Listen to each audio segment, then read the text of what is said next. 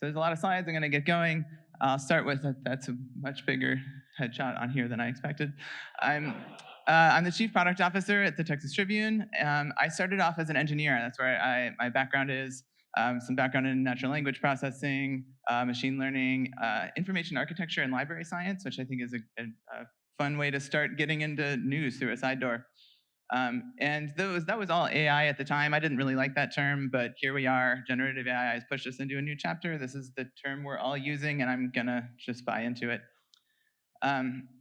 And who is the Texas Tribune? I'll tell you a little bit of what we're not. I think I mentioned we're small newsrooms go big. We're really about going big because we're Texan. We're not actually that small.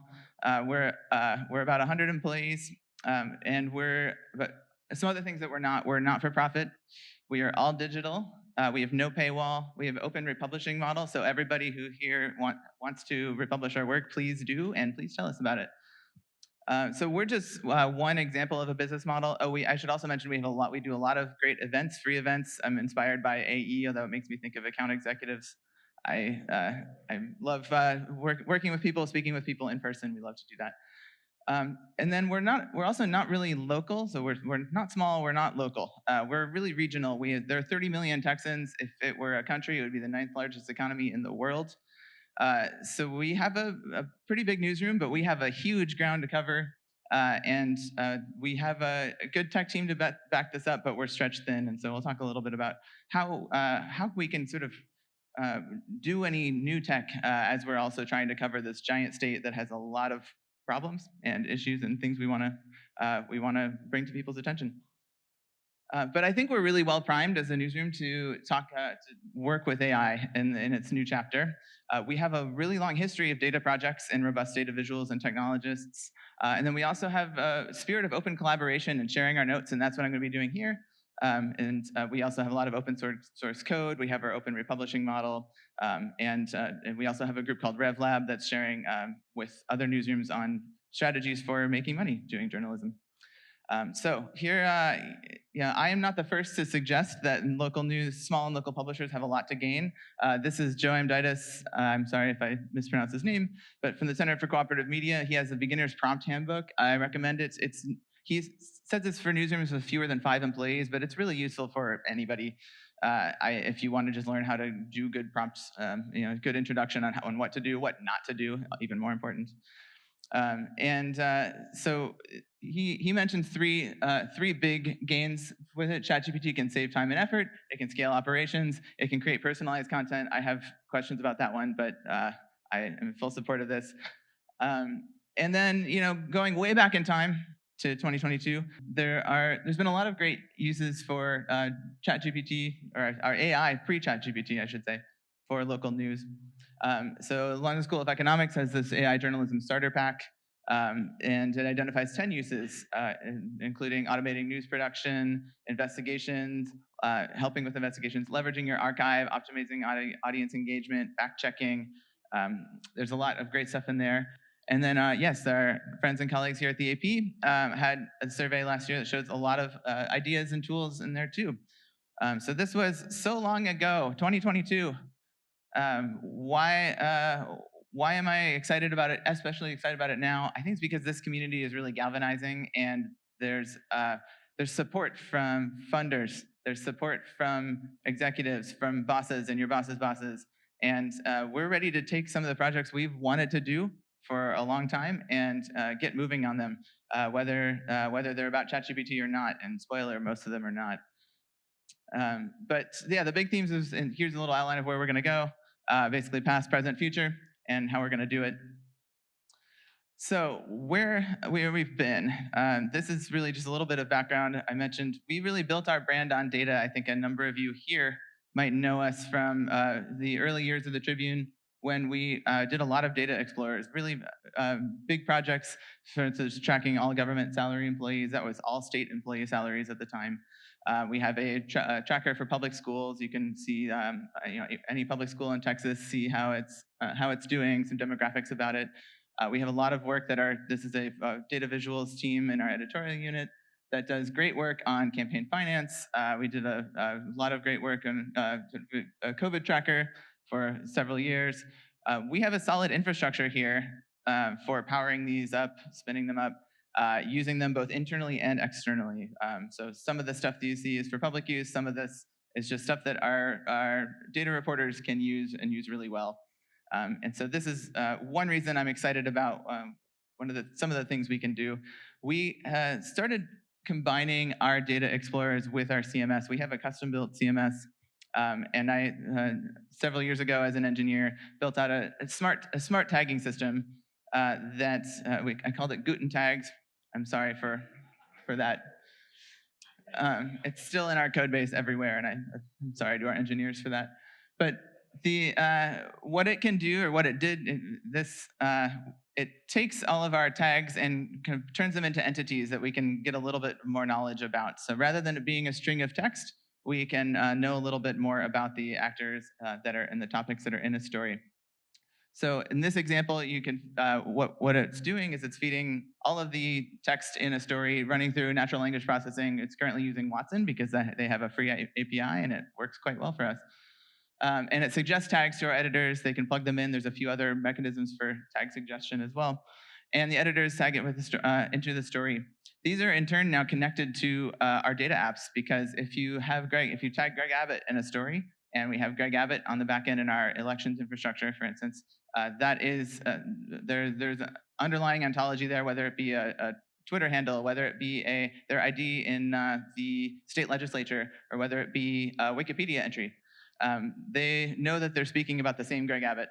And so this is starting to connect our core stories with our data apps. For instance, here is our election results in our elected officials directory. The goal is for all of this our reporters and editors to gain more knowledge about these entities, and then it can kind of feed back into new stories, so we get a nice little cycle going on for connecting all of our data sets to each other. One of my favorite features in our CMS that is based on this is called Yellow Lights. It is telling editors, I don't know how easy this is to see, but it's telling editors some things that might be wrong with their story, or things that they might want to do with their story. So this one, it's suggesting, you mentioned Senator Angela Paxton in this story. You might want to make sure that you copy a link to her entry in our elected officials directory. She's a state senator. We also have a sponsor disclaimer here. Chevrolet is mentioned in the story. Chevrolet has been a financial supporter of the Tribune, so you should probably put at the bottom of our story that there's a sponsor disclosure. And then a couple copy editing checks, things like that. So we already have some of this going. This is one of my favorite moments when our CMS got a little bit of Twitter love, because I think Angela Paxton drove away in a Chevrolet while Ken Paxton was being served a subpoena. And then we had to disclose that Chevrolet was a financial supporter of the Texas Tribune at the bottom. That was a great one. Another thing we've been doing with AI has been working with the Brown Institute's local news lab, great folks there, to think about recirculation models and recommendation systems in our stories. This is kind of an extension of some of the tagging work we've done, if we're doing content-based filtering, but we also talked about collaborative filtering. So our users like you also read these other stories. And we worked with local news lab. They built a lot of the tech, most of the tech. But we, along with the Philadelphia Inquirer, we were in their first unit of partners to talk about what signals should and shouldn't go into a recommendation system for recirculation. How recent should the stories be? How much does topical relevancy matter versus user behavior? There's a lot of signals, and one thing that really stood out to me is that the Texas Tribune and Philadelphia Inquirer had completely different ideas or signals that would need to be flowing in, where just how newsworthy a topic was mattered. Like we could have articles that were a few days old. Maybe that was not okay for the Inquirer.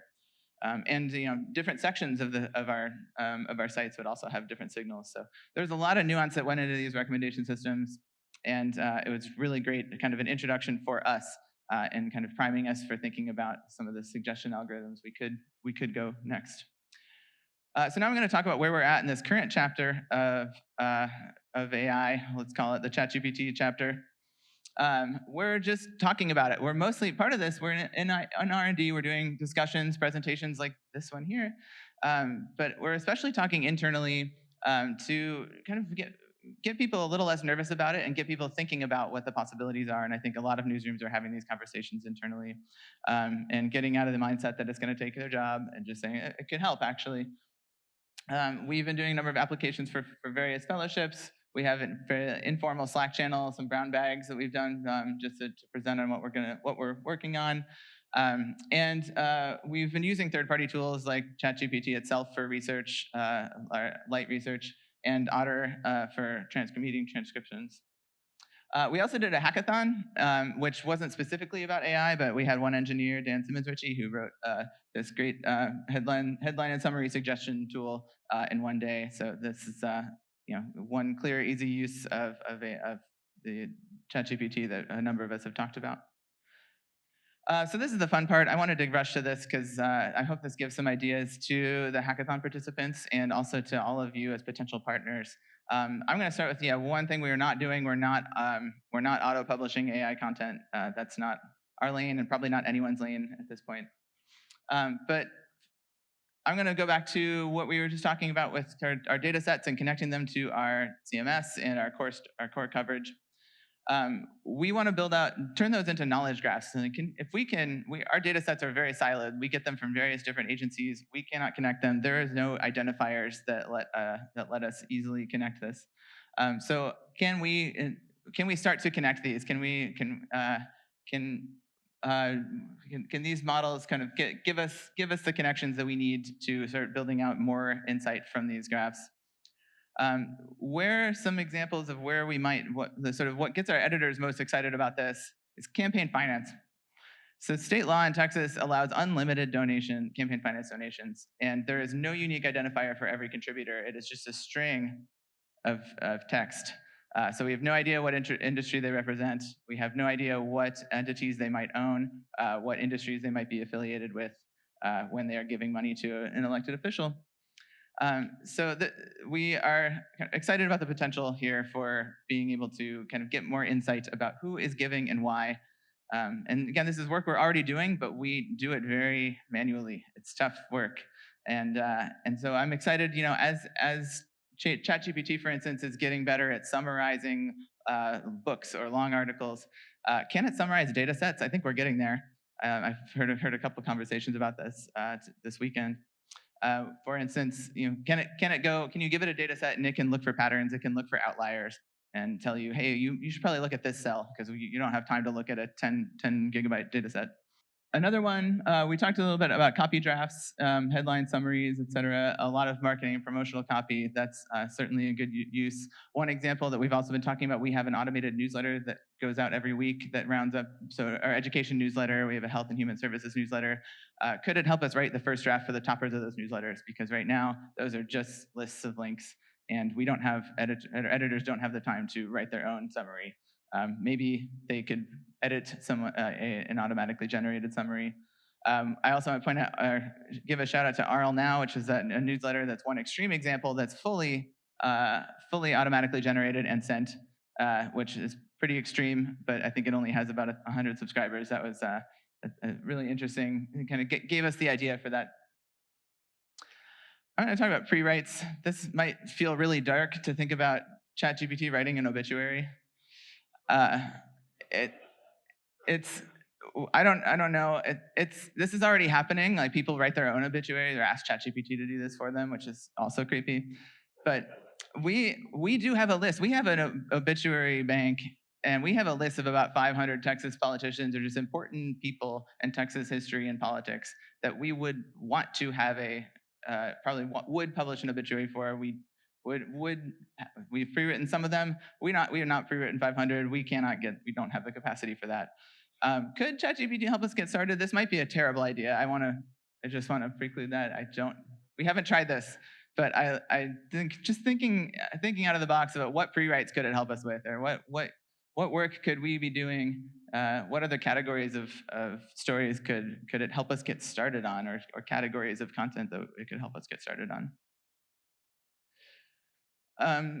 We want to learn more from public meetings. That's a big one. And this also came from our friends at KSAT and from the AP survey. We want to think about transcribing and summarizing meetings more efficiently. we can go deeper in the Texas Capitol. Our reporters were there during session until 3 in the morning, sometimes in person. Then they couldn't work the next day because they were tired.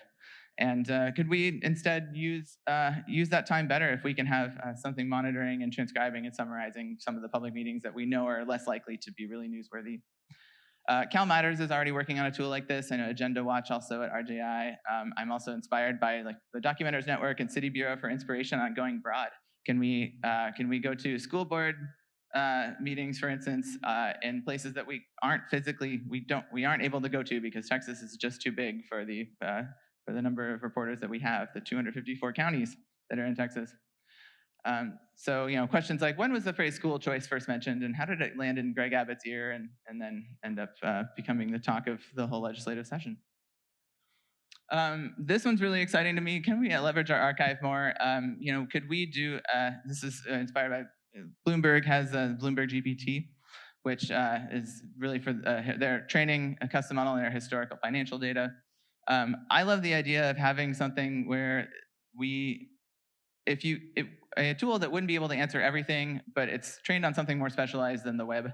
If you asked it about the Texas legislature, it could answer everything. That would be really great, not just potentially as for deep diving readers who really want to answer a specific question, but for our staff. We have somebody coming in who's brand new, who's worked in the Florida legislature.